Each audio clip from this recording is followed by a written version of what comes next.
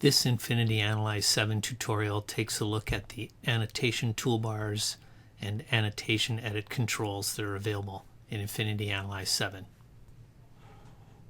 If you don't see the annotation toolbar or the annotation edit toolbar on your display, simply do a right mouse click in the toolbar area and select to enable the annotate toolbar, which by default comes on the right hand side, or the annotation edit toolbar, which will appear across the top. Other toolbar controls are also available, such as the measure toolbar, which can be added in. These toolbars can be organized in any manner that you like, simply by dragging them to different areas of the screen.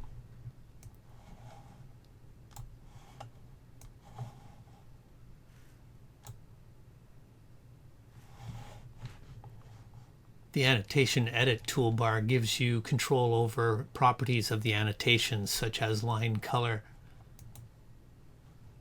line style, line weight, and fill color for polygonal objects.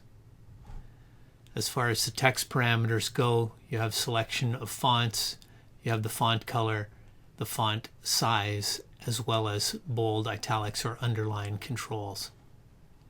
For any of the color drop-downs, there's some predefined simple colors, as well as the availability of the custom dialog from which you can choose or define any color that you prefer.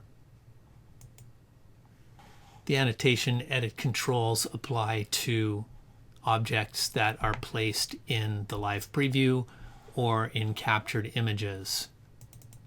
Double-clicking in the gallery opens up this previously captured image, and using the Annotate toolbar, I can choose to select an individual object, at which point you can drag it or move it around, or go to the line color menu, change its line color. You could change other properties of it also, such as the line weight.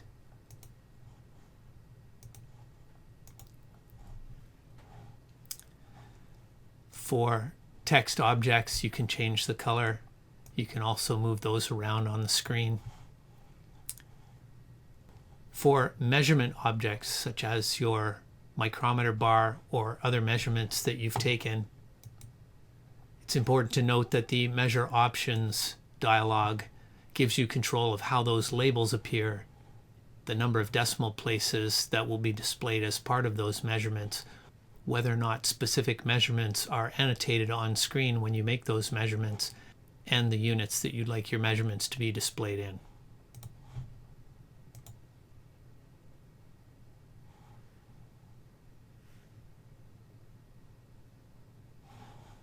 From the Annotate toolbar, you have the single select or area select icon, so you can do an individual select on an individual element, or you can drag a rectangle to select multiple elements.